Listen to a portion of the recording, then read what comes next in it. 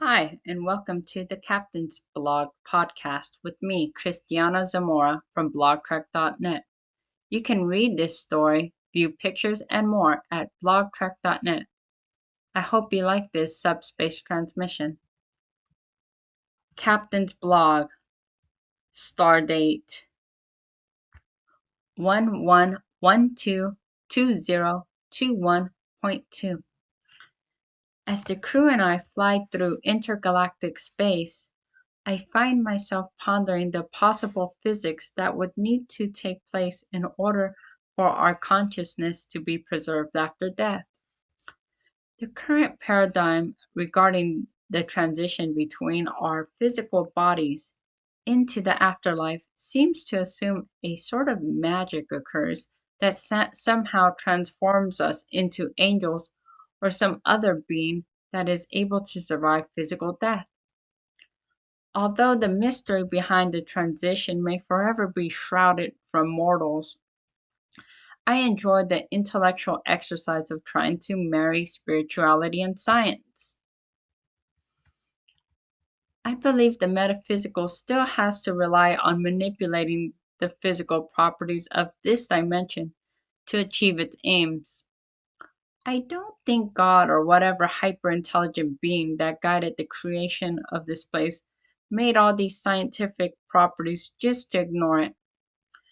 Perhaps there are properties of spacetime that are imperceivable to our brain, and thus we aren't able to create instruments that would otherwise allow us to observe the mechanism that allows the metaphysical to work in the way that it does. However, for the sake of argument, I'm going to assume that humans have made enough scientific progress that the mechanism by which the metaphysical operates on can be conceptualized and observed. According to the first law of thermodynamics, mass and energy can't be created nor destroyed. It can only change form. Most of our mass stays on Earth in the form of our physical body when we die.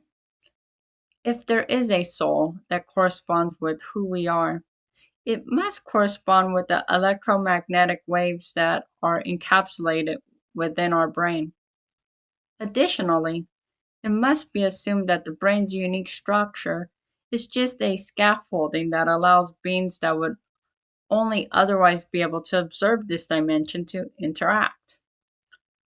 Once we are done with this life, I assume our consciousness, previously being sequestered by our physical brain structure, syncs up with all other electromagnetic waves in what would be the afterlife. According to the theory of emergence, an entity is observed to have properties its parts do not have on their own. Properties or behaviors which emerge only when the parts interact in a wider whole. For example, the brain is very different and has more capabilities than the sum of its parts. Following that line of logic, if our experience was added to the sum of all other experiences in the universe, it is my supposition that we'd learn much more than what we're capable of in a physical body.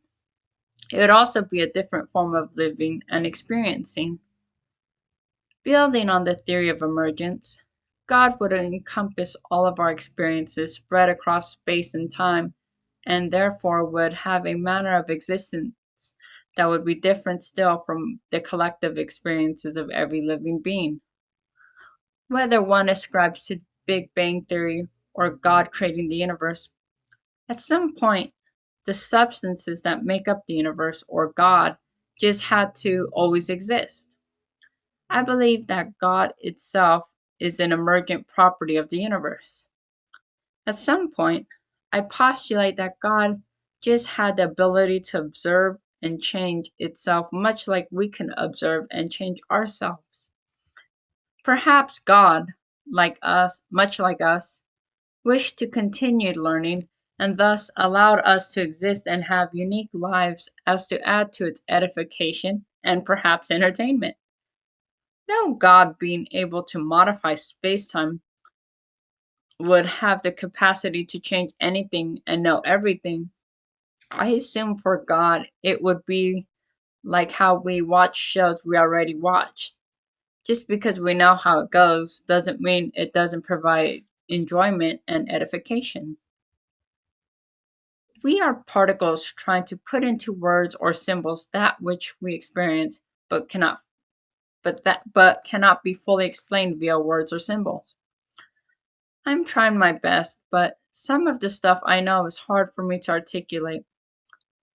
If God is omniscient and omnipresent, I assume that all knowledge emanates from God, and therefore any understanding or gaps in knowledge are in part because that is what God allows. Despite this, I don't think we'll ever be allowed to fully understand the mechanisms the metaphysical use. Sure, we can get more glimpses of reality by exploring string theory, quantum mechanics, and relativity. But I'm sure mankind, as it currently is, would try to assert its own destructive will on other dimensions if it could. As I set off for my next mission, I find myself thinking about what judgment would be like, if there is one. I will explore that in another entry. Till next time, live long and prosper. Thank you for joining me on the Captain's blog. Hope to have you around again. Bye.